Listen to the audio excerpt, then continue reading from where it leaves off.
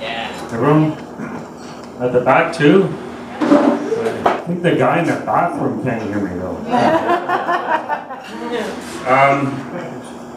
I guess first I want to thank Andrew, the new father, of directing, running such a great program every year. At least mine was amazing, and I'm sure they are every year. So thank you, Andrew. Mine's a non-fiction story, which took place June 23rd last year. It's called Stuck in the Alps.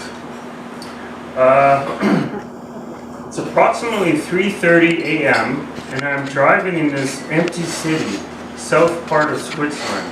I feel sick, my stomach rumbling and in anxiety.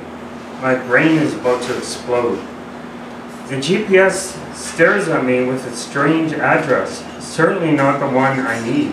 Finally, I see someone and I pull over. The dam! How do I get to the dam? He motions his fingers out by his mouth as if I'm asking about where I could get something to eat. I shake my head and drive away. Night has turned into day. I think about earlier in the evening. I pick up a massive piece of Toblerone and lift it up high and ask my daughter Hannah if she wants to get it for the flight home. We'll need another suitcase for her, to tell her. She laughs from the table where everyone else is finishing dinner. Here in this restaurant by the second largest dam in Switzerland, high up in the Alps. Rob, my brother-in-law, wolfs down his meal. He definitely needs it after biking from the city up to the restaurant to meet us. I collect the bill and we all head outside. There was only the van that we had squeezed myself and Hannah, my parents, my sister, Kenny and baby Abby. Rob had taken the other car earlier in the morning from our B&B in Geneva to drive to the city, rent a bike, and ride to the top of the mountain to meet us. We didn't now have space for all of us in the van. Photo moment.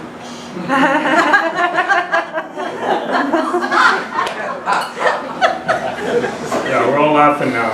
Anyways, no problem. Kenny and my mom would stay at the restaurant while the rest of us would drive down to the city where Rob had parked. Then my dad and I would head to the B&B while Rob, Abby, and Hannah would head up to the mountain in the van to pick up my mom and my sister. In the car that my dad and I were in, I waved to Hannah, who motions with a weird wave. What a girl. So goofy. My dad and I drive up for about an hour and a half before reaching our destination, which was up another mountain. Then I see a couple messages from my sister, which I must have missed while driving. Where are you guys? Where's Rob? Confused, I show my dad. We tried calling back with no answer. How is it possible that Rob, Hannah, and Abby are not with them? Just after 1 a.m. now, I see a text from my sister. The van won't start. My dad tries to get a hold of the car rental company, who said they'd take care of it and send up a cab. An hour later, we hear nothing. Then another hour. He calls the police. He didn't believe what he was talking about. Didn't believe what he was saying.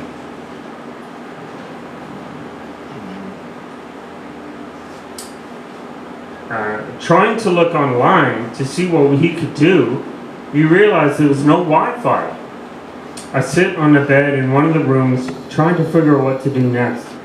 My dad is on the hold again in the other room on another call with Hertz, Europe car, the police. I'm going to get Hannah, I finally state, realizing I should have left earlier. Back down the winding road as fast as I can. A car honks, then some animal runs in front and I swerve. I pass through a red light on one of the one-way parts, hoping to not see an upcoming car. Quiet and calm, streets are empty. The GPS says to go straight, but I can't due to construction. We had the same problem when we first went up the mountain earlier in the day. I turned back remembering what we did earlier, but something doesn't look right. The GPS doesn't make sense. It hadn't readjusted to my new location. I scrolled in GPS screen to reset the address to the mountain restaurant, but it was not listed. I look at the passenger seat expecting my folder with the details of the trip and the address. Not there.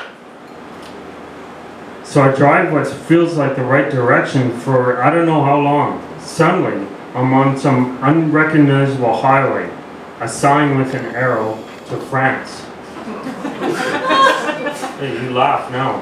I guess I could laugh too, but I managed to turn around. I can't call anyone because my phone is dead. I see a gas station with some men standing by a car, presumably getting ready for the new day. I pull over and ask about the dam. They have no idea what I'm saying. I walk back to the car. I sit, hand holding my head as I sob. I didn't know how long I was there, but I finally realized I had no choice but to head back to the B&B. Thankfully, the location is in the GPS, and I think they should all be at the B&B when I get there. I drive fast. Not that it matters, I thought. No cars are on the road. Then a long stretch adjacent to the river before the base of the mountain. I try and remember if I took my anti-seizure medication. Can things get any worse? I imagine getting a seizure and driving into the river. Who would know? And once found, who would they contact? I always thought I died one day from the brain cancer, not drowning in a car in a river in some city in Switzerland in the middle of the night. My stomach aches. Suddenly I'm at the B&B. I don't even remember driving, but at least I didn't end up in the river. I get out and quickly hoping to open the door and see everyone. But it's quiet. I walk in and no one except my dad, still on the messy bed and on the phone. What's going on? He didn't know. Feeling like I was about to throw up, I head to the washroom after plugging in my phone. It's 7 a.m. now. My dad had finally got a message from Keeney. Apparently, they were sent a mechanic out to fix the car with no luck, and they're now waiting to be picked up. We waited and we waited. Finally, a van rolls in that's Rob's driving. It's 11 a.m. I wait to give Hannah a big hug. What a horrible night she must have had. Anticipating a tired girl, she jumps out with a big smile. Hi, Daddy! I give her a big hug, trying hard to hold back tears. My mom, however, did not show the same energy. She looked exhausted, and rightly so. She was slow to get out of the van. Why did I get a message at midnight saying that Rob hadn't showed up? I asked Keeney. He hadn't.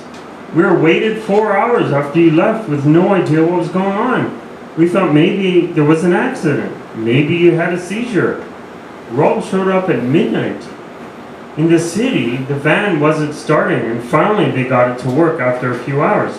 But once up on the mountain to get us, the van wouldn't start again. Daddy, the restaurant was closed, and I had to go to the bathroom, but it was too dark outside in the morning. And in the morning, I saw that an outhouse was right nearby. Hannah, that was a weird wave you gave me just as I drove away when you were all in the van. I was trying to tell you that the van wasn't starting. Later in the hospital, the doctor said, after hearing about my mom being stuck all night in the mountain, that she may have had a heart attack. If only I'd bought that huge Toblerone. Chocolate is supposed to be good for the heart.